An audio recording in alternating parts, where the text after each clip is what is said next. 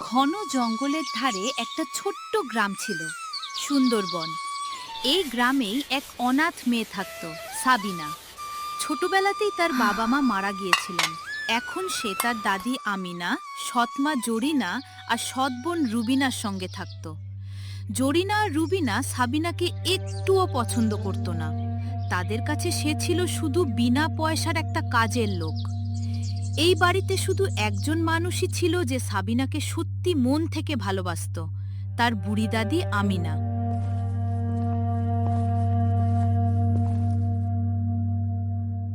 এই যে অলস মেয়ে, সূর্য মাথার ওপর উঠে গেছে আর তুই এখনো ঘুমাচ্ছিস? জঙ্গল থেকে কাঠ কে আনবে, চুলা কে জ্বালাবে? তাড়াতাড়ি ওঠ, নইলে আজ খাবার পাবি না। মা, আর একটুখানি। কাল রাতে নদী থেকে জল আনতে আনতে আর বাসন ধুতে ধুতে অনেক দেরি হয়ে গিয়েছিল।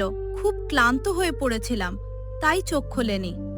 এরপর থেকে আর এমন হবে না, মাফ করে দেন। ঠিক তখনই দাদি আমিনা সেখানে এসে হাজির হলেন। জরিনা, এখন তো সবে সকাল হয়েছে। বেচারি কাল সন্ধ্যা পর্যন্ত জঙ্গলে কাজ করেছে, আর একটু ঘুমাতে দিলে কি এমন ক্ষতি হয়ে যেত? থাক না মা, আপনি সবসময় ওরই পক্ষ নেন। এই জন্যই ওর ঢং বেড়ে যাচ্ছে।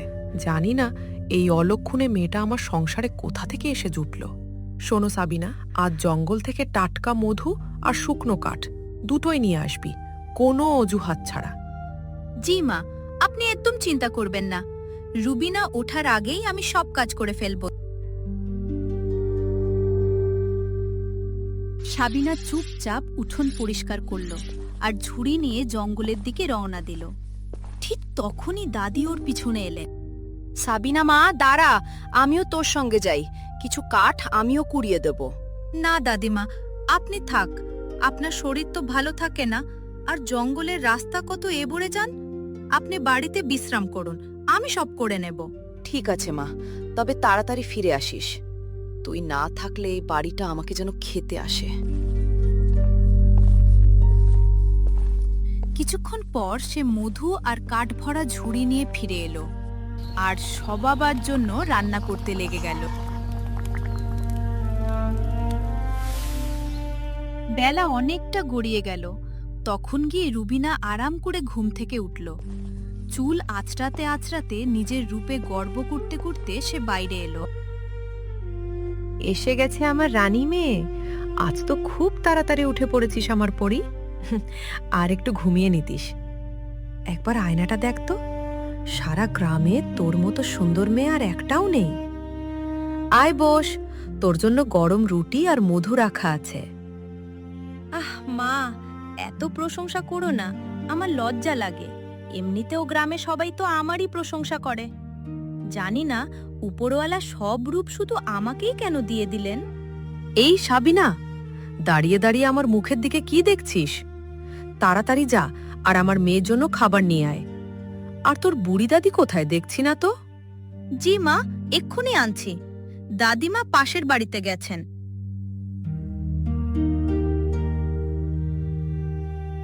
সাবিনা চুপচাপ থালা সাজিয়ে রুবিনার সামনে রাখল। রুবিনা এক গ্রাস খেয়ে মুখ বেঁকিয়ে ফেলল। ছি মা, এই খাবারে তো কোনো স্বাদই নেই। এই সাবিনার হাতে যেন অলক্ষণে ভাব ভরা। কি বাজে খাবার বানিয়েছে। জঙ্গলে কাঠ কাটা ছাড়া এর আর কিছুই আসে না। ঠিকই বলেছিস মা, এর দ্বারা তো ভালো রান্নাও হয় না। এই সাবিনা, কান খুলে শোন। এরপর থেকে রান্নায় খেয়াল রাখবি, নইলে না খেয়ে থাকতে হবে। আসল কথা হলো, রুটি ছিল নরম আর মধু একদম টাটকা। জরিনা আর রুবিনা দুজনেই তা ভালো করে জানত। তবুও দুজনে মিলে সাবিনাকে ছোট করতেই থাকলো। সাবিনার চোখ জলে ভরে এলো, কিন্তু সে চুপচাপ চোখের জল মুছে বাসন গোছাতে লাগলো। দুপুরবেলা সাবিনা আবার জঙ্গলে গেল, এবার গাছগাছরা আর মহুয়া কুড়াতে। জঙ্গলের মাঝখানে কোয়েল নদী বয়ে যেত। সেই ধারেই সে দেখল একজন বুড়িমা মাটিতে পড়ে আছেন আর যন্ত্রণায় কাতরাচ্ছেন। সাবিনা এক মুহূর্তও ভাবল না। নিজের পুটুলি থেকে যেটুকু রুটি বাকি ছিল তা বুড়িমাকে খাইয়ে দিল। তারপর ধরে ধরে তাকে গাছের ছায়ায় বসিয়ে দিল। নিজের ভাগের খাবারটা এক বুড়িকে দিয়ে দিলি, আর নিজে না খেয়ে রইলি। মা, এমন মন আজকাল কারো থাকে না। তোর নাম কি? সাবিনা মা। সাবিনা, একটা কথা মনে রাখিস মা, এই জঙ্গল কারো ভালো কাজ কখনো ভুলে না। যেদিন তোর সবচেয়ে খারাপ সময় আসবে, এই জঙ্গলই তোর জন্য সবচেয়ে বড় হয়ে ফিরে আসবে। যা, তোর ভালো হোক। আপনার কথা শুনে মনটা খুব শান্তি পেল মা। আপনি নিজের খেয়াল রাখবেন।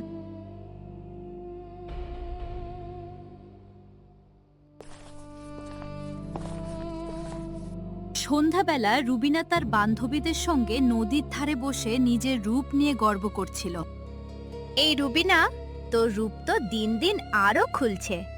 তুই তো এই গোটা এলাকার সবচেয়ে সুন্দর মেয়ে। তোকে কারো নজর না লাগে। রুবিনা, তুই সুন্দর তো বটেই, কিন্তু তোর বড় বোন সাবিনাও কিন্তু খুব মিষ্টি আর সরল। ওর বিয়ে কবে হবে? তোর চোখ ঠিক আছে তো সালমা?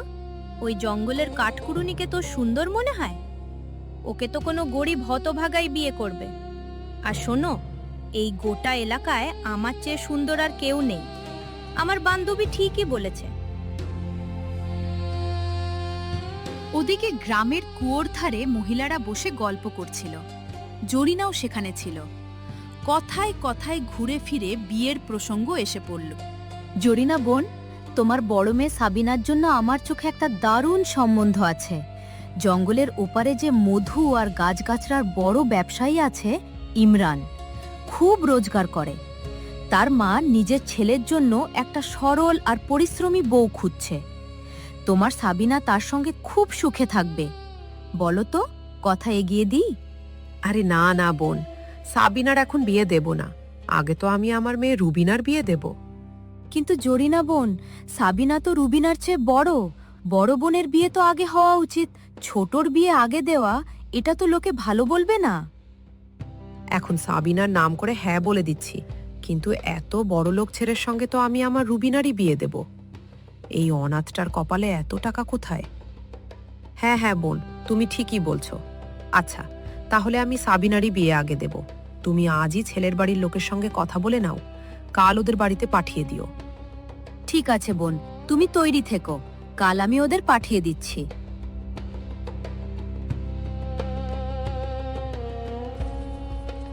সেই বড়লোক ব্যবসায়ীর নাম শুনেই জরিনার মনে লোভ জেগে উঠল। সন্ধ্যায় সে খুশি খুশি বাড়ি এলো আর রুবিনাকে সব কথা বলে দিল। রুবিনা মা, একটা দারুণ খবর আছে। আজ গ্রামের মহিলারা সাবিনার জন্য একটা সম্বন্ধ বলেছে। জঙ্গলের ওপারে সবচেয়ে বড়লোক ব্যবসায়ী। কাল তার মা আমাদের বাড়িতে আসছে। তাহলে আমাকে বলছো কেন? যাও, তোমার আদরের সাবিনার বিয়ে ওই বড়লোক বাড়িতে দিয়ে দাও, যাতে ও সারা জীবন আমার ওপর দাপট দেখাতে পারে। তুমি আমার পুরো মেজাজটাই খারাপ করে দিলে মা। আরে আমার রানী মেয়ে, পুরো কথাটা তো শোন। সম্বন্ধ এসেছে সাবিনার নাম করে, কিন্তু কাল আমি তোকে ওদের সামনে হাজির করব। বলে দেব যে সাবিনা তোর চেয়ে ছোট, ওর এখনো বিয়ের বয়স হয়নি। ভালো, ওই অলক্ষণেটার বিয়ে আমি বড়লোক বাড়িতে দিতে যাব কেন? হ্যাঁ মা, এই তো কথা। কাল আমি খুব সাজবো।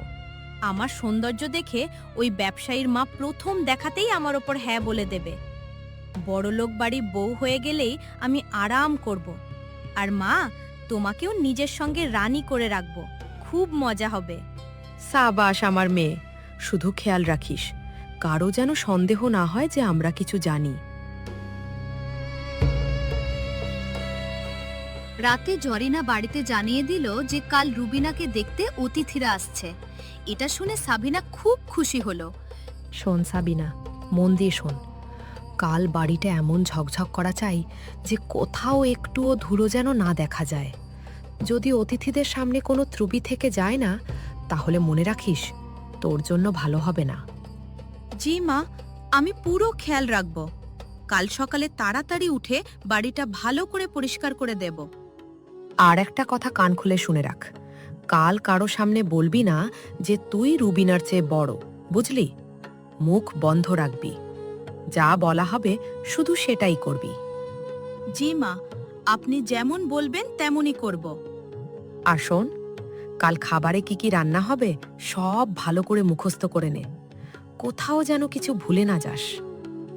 মা, তুমি একে পুরো লিস্টটা বলে দাও, নইলে এ কিছু না কিছু গন্ডগোল করে ফেলবে। হ্যাঁ, মন দিয়ে মাথায় গেঁথে নে। কাল খাবারে পায়েস হবে, আলুর পুরি হবে, হালুয়া, মিষ্টি ভাত আর একটা ভালো তরকারি। আর মিষ্টিরও ব্যবস্থা রাখবি।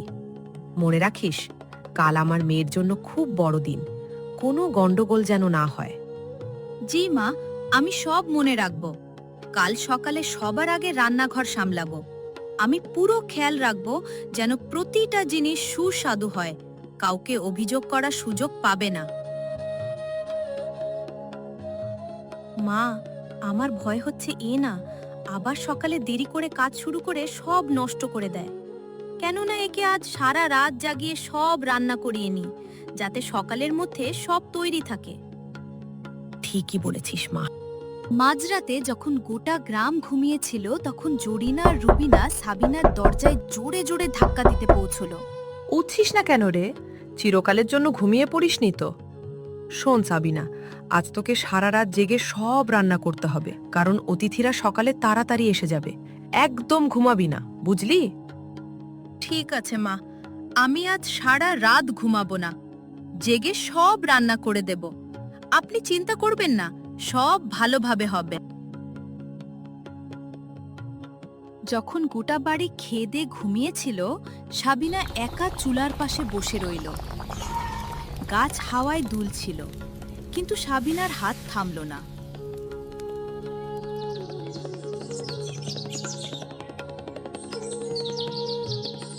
সকাল হতে হতে পায়েস, হালুয়া আর মিষ্টি ভাত তৈরি হয়ে গেল। শুধু পুরিগুলো বাকি ছিল।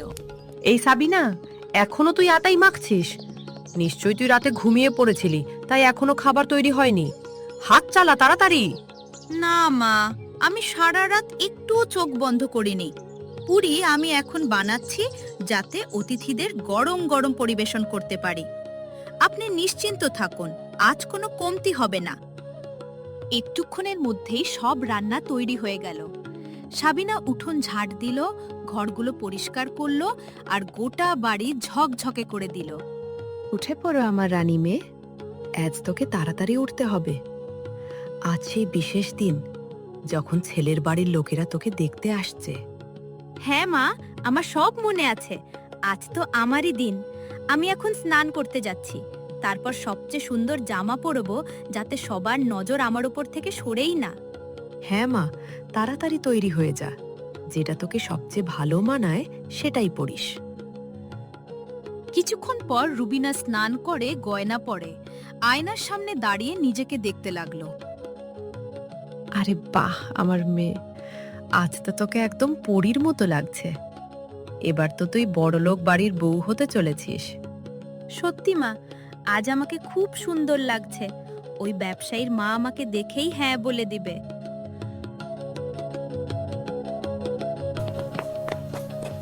কিছুক্ষণ পর জঙ্গলের পথ দিয়ে একটা সাজানো গরুর গাড়ি এলো।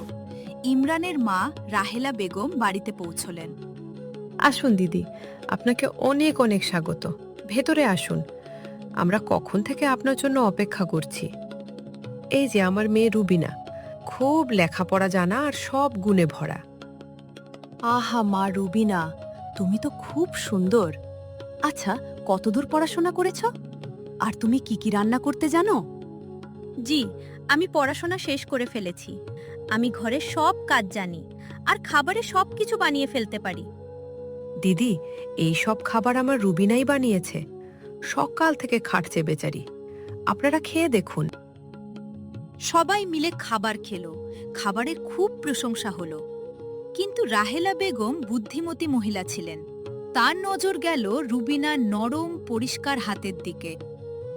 যে সারা রাত আগুনের সামনে বসে এত রান্না করে, তার হাত এত নরম কি করে? কিছু একটা তো গন্ডগোল আছে। কিন্তু সেদিন তিনি কিছু বললেন না, শুধু হেসে ভেবে উত্তর দেবেন বলে ফিরে গেলেন। তবুও তার মনে একটা সন্দেহ বসে গেল।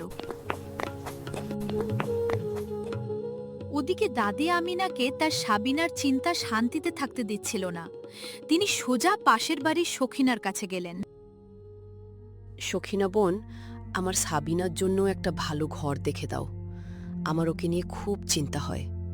এই বৌমার তো ওর জন্য কোনো মাথা ব্যথাই নেই, তাই আমাকেই ওর ঘর বসাতে হবে। আমিনা দিদি, আপনি চিন্তা করবেন না। আমি একটা ভালো পরিবার চিনি, জঙ্গলের ওপারে চৌধুরী পরিবার, যারা গোটা জঙ্গলের দেখাশোনা করে। তাদের ছেলের জন্য সাবিনার মতোই সরল আর সুশীল মেয়ে চাই। কালই আমি ওদের আপনার বাড়িতে পাঠিয়ে দেব। উপরওয়ালা তোমার ভালো করুক বোন, তুমি আমার বুকের বোঝাটা হালকা করে দিলে।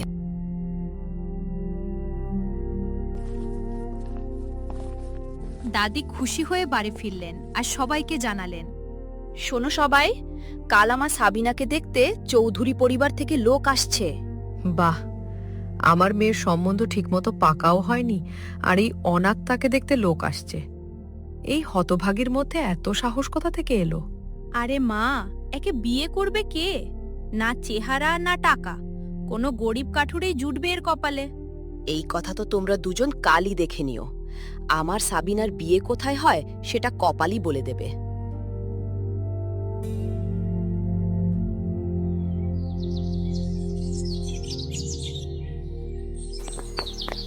পরদিন সকালে জঙ্গলের পথ দিয়ে একটা দারুণ ঘোড়ার গাড়ি এসে বাড়ির সামনে থামল। তা থেকে একজন সুন্দর যুবক আর তার মা নামলেন। রুবিনা আর জরিনার চোখ বিস্ময়ে বড় বড় হয়ে গেল। মা, এই কি হয়ে গেল? এই ছেলেটা তো খুব সুন্দর, আর এই লোকগুলো তো আমার হবু শ্বশুর বাড়ির চেয়েও বেশি বড় লোক মনে হচ্ছে। বাপরে, এই অনাথটার তো কপালই খুলে গেল। যদি এই সম্বন্ধ হয়ে যায় তাহলে এ তো রানী হয়ে রাজত্ব করবে। আসুন দিদি, এই আমার নাতনি সাবিনা। যতটা সুন্দর তার চেয়েও বেশি ভালো মনের, খুব সরল আর শান্ত স্বভাবের। চৌধুরীর ছেলে আর তার মা যে সাবিনাকে দেখলেন, তার সাদামাটা মুখ, নত চোখ আর শান্ত কথা, তারা প্রথম দেখাতেই তাকে পছন্দ করে ফেললেন। আপনার নাতনিকে আমাদের মন থেকে পছন্দ হয়েছে। এর স্বভাব খুব ভালো। তবে একটা কথা, আমরা 1 বছর পরে বিয়ে দেব। আমার ছেলে জঙ্গলে একটা বড় ওষুধের দোকান খুলছে। সেটা শেষ হলেই আমরা ধুমধাম করে বরযাত্রী নিয়ে আসব। আপনি যেমন বলবেন দিদি, আমাদের কোনো তালা নেই। আমার মেয়েটা ভালো ঘর পাচ্ছে, আমার আর কি চাই। একটুক্ষণের মধ্যেই সাবিনার সম্বন্ধ চৌধুরী পরিবারে পাকা হয়ে গেল। দাদির চোখ খুশিতে ঝরছিল, আর রুবিনা ও জরিনা চুপচাপ দাঁড়িয়েছিল, কিন্তু তাদের বুকে হিংসার আগুন জ্বলে উঠল। মা, এটা আমি কখনো সহ্য করতে পারবো না। যে মেয়েটাকে আমি কাজের লোক ভাবতাম, সে আমার চেয়েও বড় ঘরের বউ হয়ে যাবে। লোকে বলবে জরিনা সৎ মেয়েটা ভাগ্যবতী বেরোলো। আমি এটা কখনো মেনে নেব না। ঠিকই বলেছিস মা, কিন্তু যতক্ষণ এই বুড়ি দাদি বাড়িতে আছে সাবিনার কিছুই হবে না। এসব জায়গায় ওর প্রশংসা করে।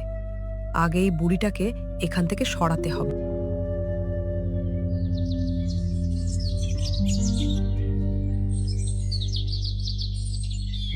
কয়েকদিন পর ডাকপিয়ন একটা চিঠি দিয়ে গেল। রুবিনা চট করে সুযোগটা লুফে নিল। আরে মা, এখন তো উপরওয়ালাও আমাদের সঙ্গে আছে। এই বুড়িটাকে বাড়ি থেকে পাঠানোর ব্যবস্থা হয়ে গেল। দাদির বাপের বাড়ি থেকে বিয়ের নিমন্ত্রণ এসেছে। রুবিনা ভালোবাসার নাটক করতে করতে দাদিকে চিঠিটা পড়ে শোনালো। দাদিমা, দেখো, তোমার বাপের বাড়ি থেকে চিঠি এসেছে। আত্মীয়দের মধ্যে বিয়ে, সবাই তোমাকে খুব মনে করছে। লেখা আছে কয়েক মাস ওখানে গিয়ে থেকে যান। এমনিতেও সাবিনার বিয়ের তো এখনো পুরো 1 বছর বাকি। বিয়ে যখন, তখন তো যেতেই হবে মা। আত্মীয়তা রক্ষা করাও তো দরকার। কিন্তু আমার সাবিনা এখানে একা পড়ে থাকবে, তখন আমার মন টিকবে না। তুই বলো, আমি যাব কি যাব না? আরে দাদিমা, আপনি এত ভাববেন না। যতদিন আপনি বাইরে থাকবেন, আমরা সবাই তো এখানে আছি। সাবিনার কোনো কিছুর অভাব হতে দেব না। আপনি নিশ্চিন্তে যান। দাদিমা, আপনি নিশ্চয়ই যান। আপনি ছাড়া এই বাড়িটা ফাঁকা ফাঁকা লাগবে ঠিকই, কিন্তু কিছু হবে না। আপনিও নিজের আপনজনদের সঙ্গে দেখা করে আসুন, আপনার ভালো লাগবে। ভারী মনে দাদি নিজের জিনিসপত্র নিয়ে অন্য গ্রামে চলে গেলেন। সাবিনা জঙ্গলের মোড় পর্যন্ত কাঁদতে কাঁদতে তাকে এগিয়ে দিতে গেল। আর দাদি চলে যেতেই রুবিনা আর জরিনার মুখে বিশ্রী হাসি ফুটে উঠল। মা, এবার ঠিক সময় এসে গেছে। এই বাড়িতে এখন এমন কেউ নেই যে সাবিনার পক্ষ নেবে। এবার দেখো, আমি আমার বান্ধবীর সঙ্গে যাব আর ওই ছেলের মায়ের মনে এমন বিষ ঢালবো যে সম্বন্ধ নিজে থেকেই ভেঙে যাবে। সাবাস আমার মেয়ে, শুধু খেয়াল রাখিস এমন যেন মনে হয় যে আমরা কিছুই জানি না। সালমা, আমার মনটা খুব ভারী হয়ে আছে। সাবিনার ব্যাপারে আমি যা জানি বললে পাপ, না বললে আরো বড় পাপ। কিন্তু ওই ভালো চৌধুরীর ছেলের জীবনটা নষ্ট হয়ে যাক, এটা আমি দেখতে পারবো না। আরে মা, তুমি এখানে? আমি তো তোমাকে খেয়ালই করিনি। এইমাত্র সাবিনার ব্যাপারে কি বলছিলে? ও তো আমাদের খুব সরল মনে হয়েছিল। খোলসা করে বলো। এটাই তো দুঃখ চৌধুরী গিন্নি। ও বাইরে থেকে সরল দেখায়, ভেতরে অন্য কিছু। না ঘর সামলাতে জানে, না রান্না করতে। সারাদিন জঙ্গলে এদিক ওদিক ঘুরে বেড়ায়, গ্রামের ছেলেদের সঙ্গে হাসি ঠাট্টা করে। লোকে পিছনে নানা জানি কত কি বলে। আমি তো শুধু মানবিকতার খাতিরে আপনাকে বলছি, নইলে পরে আপনাকেই আফসোস করতে হবে। চৌধুরী গিন্নির মনে যে সন্দেহ আগে থেকেই ছিল, এবার সেটা পাকা হয়ে গেল। আর কিছু না শুনে তিনি রাগে সোজা সাবিনার বাড়ি পৌঁছলেন। পিছনে রুবিনা আর সালমা চাপা হাসি হাসছিল। ওরে মিথ্যেবাদী মেয়ে, তোমরা আমাদের সঙ্গে খুব বড় ধোঁকা দিয়েছ। তোর দাদি কোথায়? সেদিন তো কত বড় বড় কথা বলছিল, তোকে সরল সাদাসিধে বলছিল। চৌধুরী গিন্নি, দাদি এখন বাড়িতে নেই। কিন্তু আপনি এসব কি বলছেন? আমি তো কিছুই বুঝতে পারছি না। আমি কিছু শুনতে চাই না। তোর দাদি তোকে সুশীল আর পরিশ্রমী বলে এনেছিল, আর তুই বেরোলি বখাটে আর বদনাম। চৌধুরী গিন্নি, এসব মিথ্যে। আমার মনে হয় কেউ আপনাকে ভুল বুঝিয়েছে। আমি জীবনে কখনো এমন কোনো কাজ করিনি, আমাকে বিশ্বাস করুন। আমার এখন কোনো সাফাই চাই না। আমার ঘরের বউ এমন হতে পারে না। এই সম্বন্ধ আজ, এক্ষুনি, এখানেই শেষ। এই বলে তিনি রাগে চলে গেলেন। সাবিনা সেখানেই বসে হাউমাউ করে কাঁদতে লাগলো। জরিনা এক কোণে দাঁড়িয়ে তামাশা দেখতে থাকলো, কিন্তু ওকে বাঁচাতে একটা কথাও বলল না। থাম এই কান্নাকাটি। তোর জন্য আজ গ্রামে আমাদের নাক কাটা গেল। যে বাড়িতে তোর বিয়ে ঠিক হয়েছিল, তারাও সময় থাকতে বুঝে গেছে তুই কত বড় অলক্ষণে, তাই তারা সম্বন্ধ ভেঙে দিয়েছে। এবার আমি সিদ্ধান্ত নিয়ে ফেলেছি, এই সপ্তাহে আমি যার সঙ্গে বলবো তোর তার সঙ্গেই বিয়ে হবে। মা, আমি আপনার কি ক্ষতি করেছি? আমি তো কখনো আপনার কথার অবাধ্য হইনি। শুধু একবার দাদিমাকে ফিরে আসতে দিন। উনি থাকলে সব বুঝতে পারতেন। আমার কোনো দোষ নেই। থাক, অনেক হয়েছে তোর দাদি দাদি। এই বাড়িতে এখন শুধু আমার কথাই চলবে, আর আমি যা বলবো তাই হবে। আমি এই সপ্তাহেই তোর বিয়ে দিয়ে দেব। মা, আমি হাত জোড় করছি, আমার সঙ্গে এমন করবেন না। একবার দাদিকে আসতে দিন, তারপর আপনি যার সঙ্গে চান আমার বিয়ে দিয়ে দেবেন। কিন্তু জরিনা একটাও কথা শুনল না। কয়েকদিনের মধ্যেই সে সাবিনার বিয়ে জঙ্গলে মহুয়া আর কাঠ বিক্রি করা এক গরিব মজুর রফিকের সঙ্গে দিয়ে দিল। তবুও সাবিনা চোখের জল মুছল, একে নিজের ভাগ্য বলে মেনে নিল, আর হাসতে হাসতে নিজের নতুন ঘরে চলে গেল।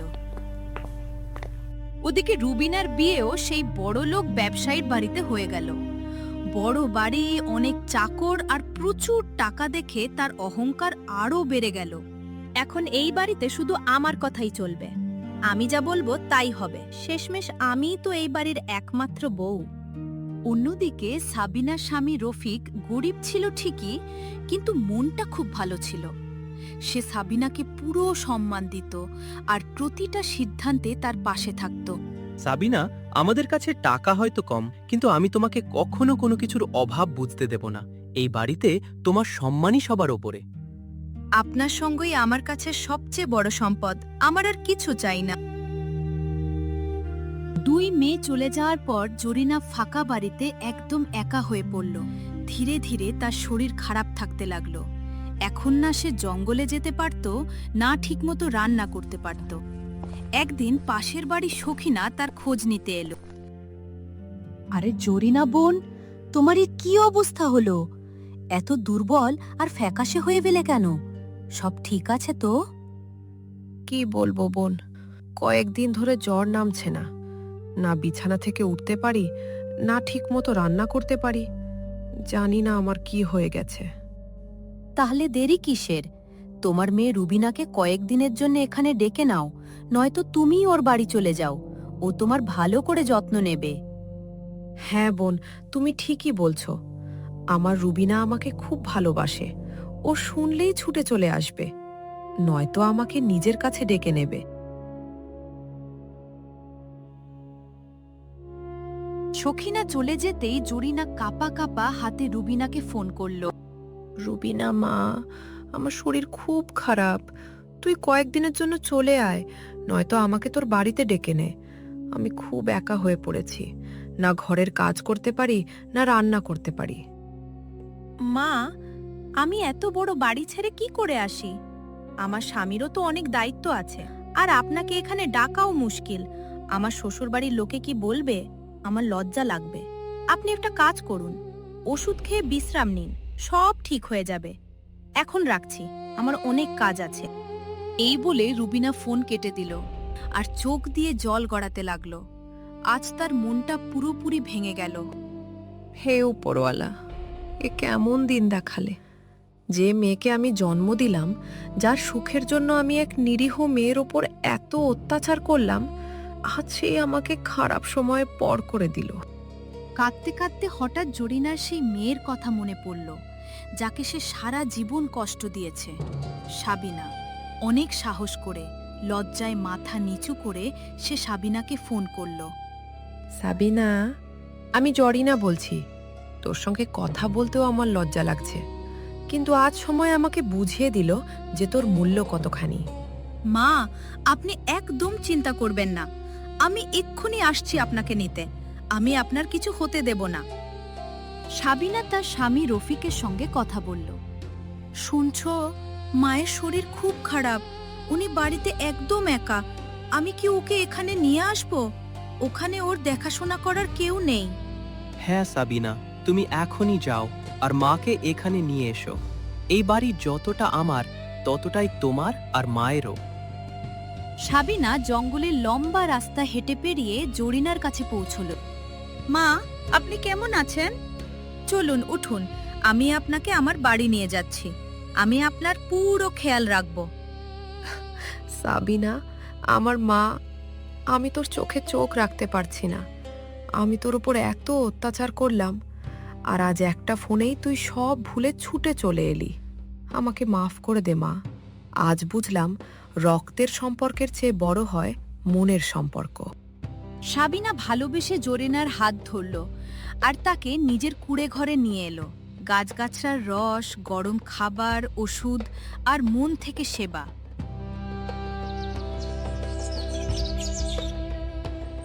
কয়েকদিনের মধ্যেই জরিনা আবার চলাফেরা করতে লাগলো। সাবিনা, তুই আমার মতো পাথর হৃদয় মানুষকেও মা বলে ডাকলি। আমি তোর বিয়ে এই গরিবের সঙ্গে এই ভেবে দিয়েছিলাম যে তোকে শাস্তি দেব, কিন্তু দেখ, এর চেয়ে ভালো জামাই আর ঘর আমি আর কোথাও পেতাম না। উপরওয়ালা তোকে সবসময় খুশি রাখুক। পারলে আমাকে মাফ করে দিস। মা, আপনি ক্ষমা চাইবেন না। এখন সব রাগ অভিমান ভুলে আমরা হাসি খুশি থাকব।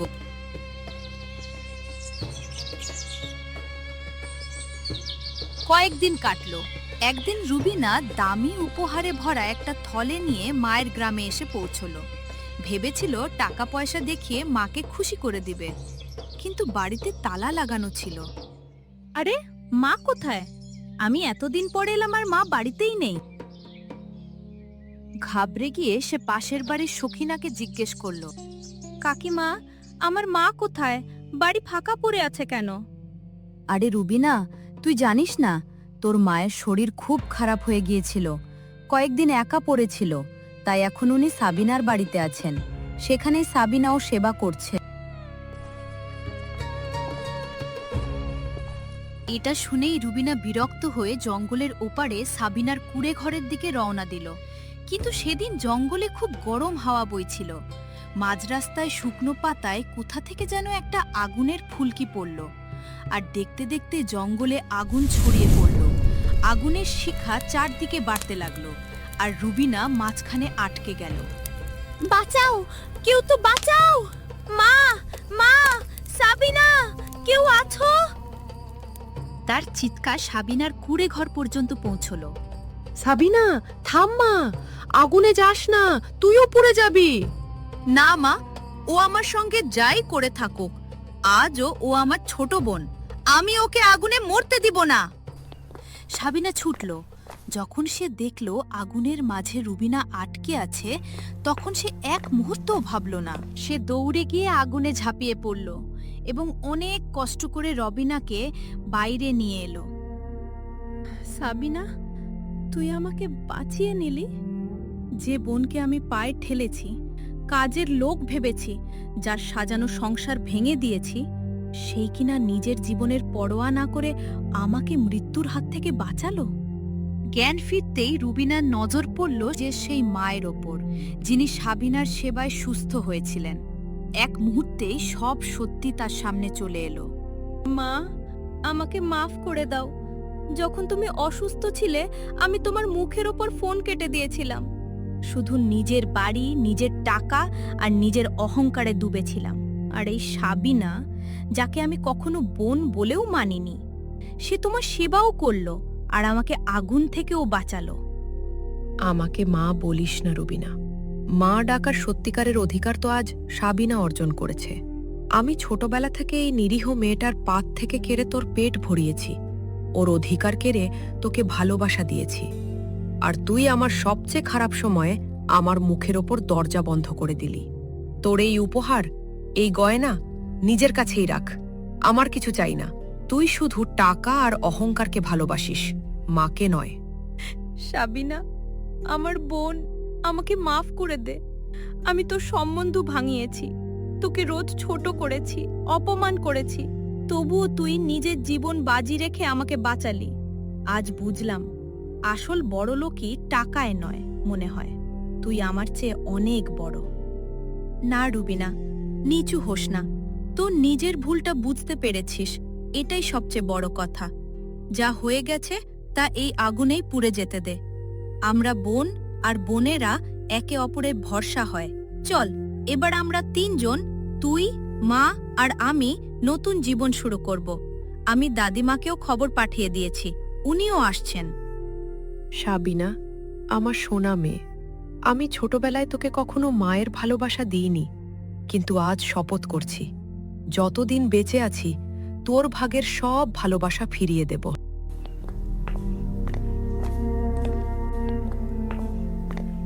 সেই সন্ধ্যাতেই দাদি আমিনাও ফিরে এলেন। বছরের পর বছরের ঘৃণা, অহংকার আর ষড়যন্ত্র ভুলে গিয়ে শেষমেশ গোটা পরিবার এক ছাদের নিচে একে অপরের হাত ধরে বসেছিল।